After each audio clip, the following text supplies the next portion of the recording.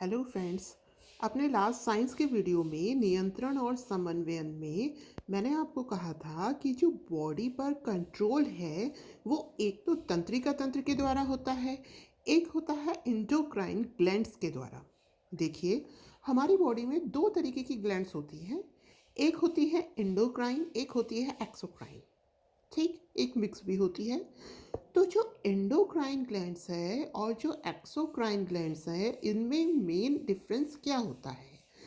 Endocrine जो glands हैं वो जो एंजाइम निकालती हैं वो डायरेक्टली ब्लड में मिलता है। ठीक है, कहाँ मिलता है? वो जो हार्मोन निकालती हैं, सॉरी, हार्मोन जो निकालती है एंडोक्राइन ग्लैंड्स, एंजाइम निकालती हैं एक्सोक्राइन, जो हार्मोन निकालती है एंडोक्राइन ग्लैंड्स वो डायरेक्टली ब्लड में मिलता है। और जो एक्सोक्राइन जो एंजाइम्स निकालती हैं वो बाहर रहता है, जैसे कि अपनी लार ग्रंथि है, ये भी तो ग्लैंड्स है ना? क्या इसमें खून नहीं आता है ना? ऐसे ही जो हमारे पैंक्रियाज हैं, लीवर अपनी बॉडी की सबसे बड़ी ग्लैंड में आती है, उससे एंजाइम निकलते हैं, वो क्या होता है, वो हमारे डाइजेस्टिव सिस्टम में यूज़ में आते हैं।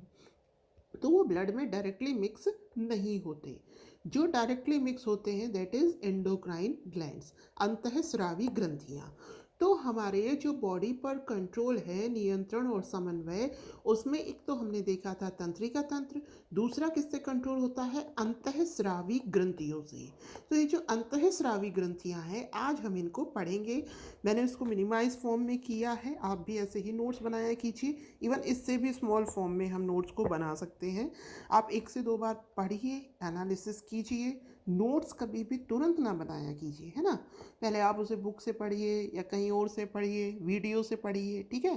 फिर बाद में अपने दिमाग से नोट्स बनाया कीजिए, क्योंकि बार बार हम उन्हीं को ही बनाएंगे तो फिर इसका मतलब ये है कि हमारा जो माइंड है वो चीज़ों को कैच नहीं कर पा रहा है। इसलिए फर्स्ट टाइम में नोट्स ना बनाएं, पहले एक से दो बार आप उस चीज़ को स्टडी करें। तो चलिए स्टार्ट करते हैं, स्टार्टिंग से, यहाँ से। सबसे पहले अपना जो माइंड था, जो उसमें थैलेमस था, तो यहाँ पर अपनी ग्लैंड पाई जाती है, उसका भाग था ना, तो यहाँ पर ग्लैंड पाई जाती है, दैट इज़ हाइपोथैलेमस। हाइपोथैलेमस जो ग्लैंड है, यह क्या करती है? ये जितनी भी अंतःस्रावी ग्रंथियां हैं हमारे शरीर में, ये उन सभी पर कंट्रोल रखती है। तो जो हाइपोथैलेमस ग्लैंड है ये क्या करती है? कंट्रोल रखती है और सभी अंतःस्रावी ग्रंथियों पर। आगे चलते हैं, पीनियल ग्लैंड।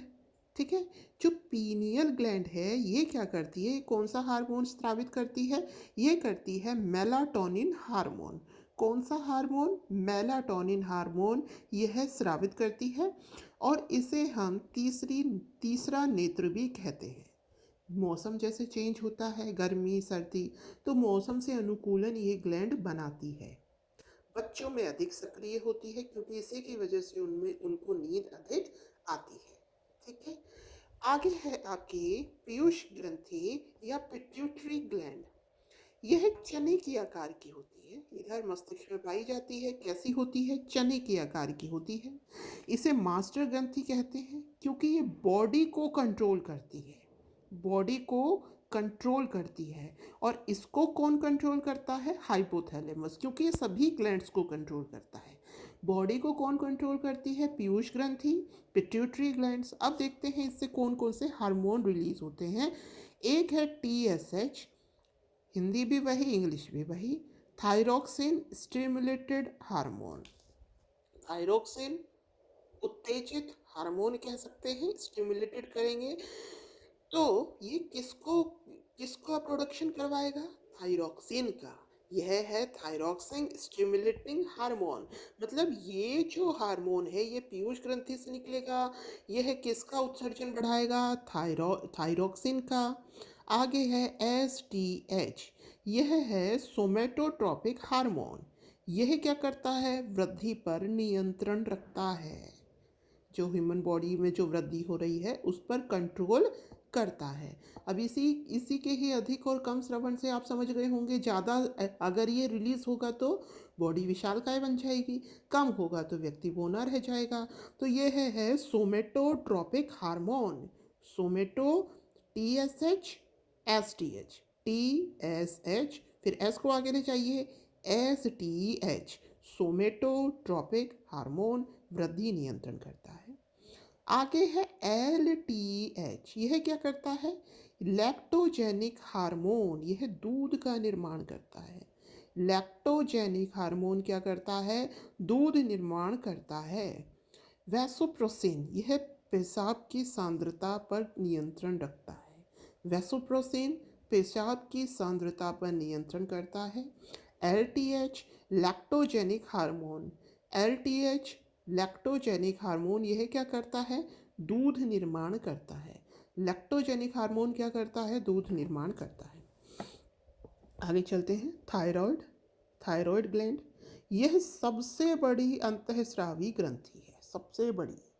एक्सोक्राइन में हमने देखा था जो लीवर है वो है। यहाँ पर एंडोक्राइन में कौन सी है सबसे बड़ी? थायराइड, ये से अवटू कहते हैं, सबसे बड़ी अंतःस्रावी ग्रंथि है। कौन सा हार्मोन निकलता है? थायरॉक्सिन। और अभी हमने देखा कि जो पीयूष ग्रंथि है वो क्या करती है? ये जो थायरॉक्सिन निर्माण है इसको उत्तेजित करती है, बढ़ाती है। तो इस पर किसका, इसके ऊपर किसका कंट्रोल हुआ? हाइपोथैलेमस का तो है ही सभी ग्रंथियों पर।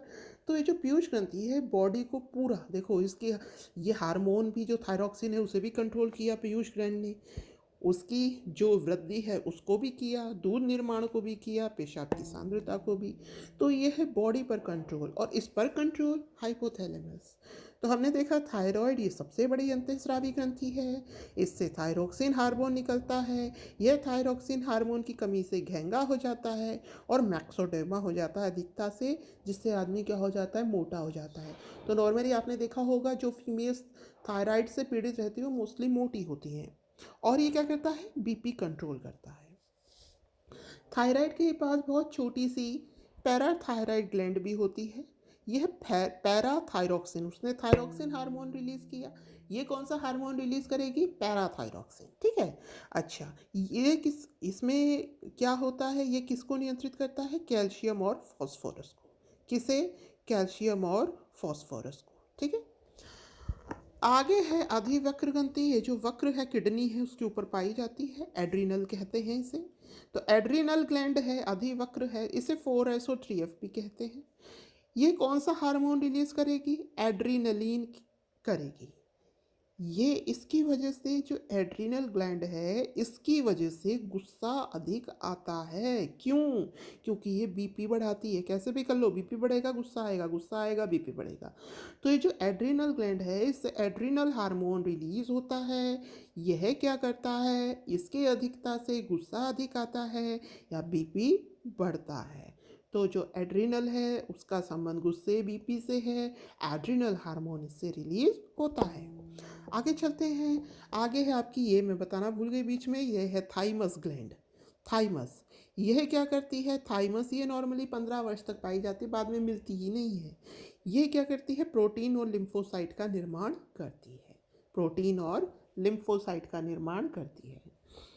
जनन ग्रंथि, गोनेड ग्लैंड्स, यह जनन का कार्य करती है।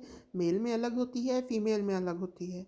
मेल में होता है टेस्टोस्टेरोन हार्मोन, फीमेल में होता है एस्ट्रोजन, रिलैक्सिन, प्रोजेस्टेरोन, ठीक है।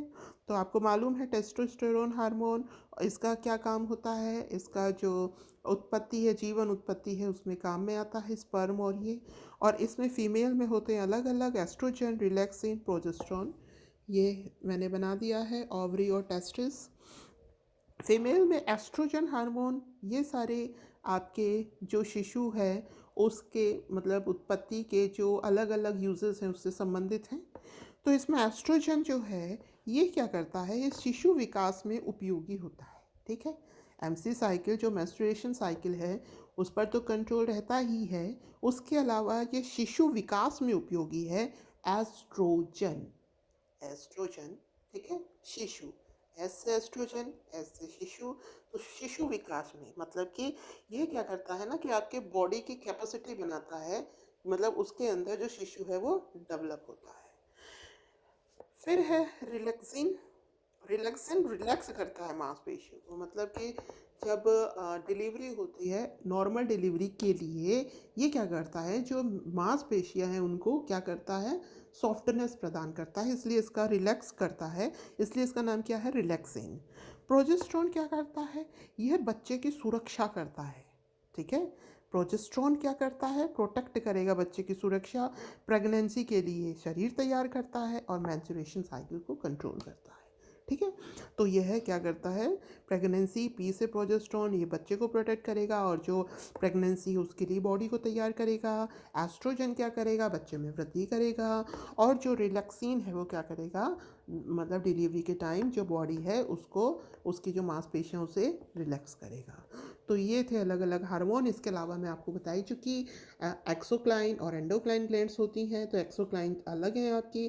ठीक है, तो अभी हमें एंडोक्राइन ग्लैंड्स पढ़नी थी, अंतःस्रावी ग्रंथियाँ। तो आई होप आपको समझ में आया होगा। Thank you, have a nice day.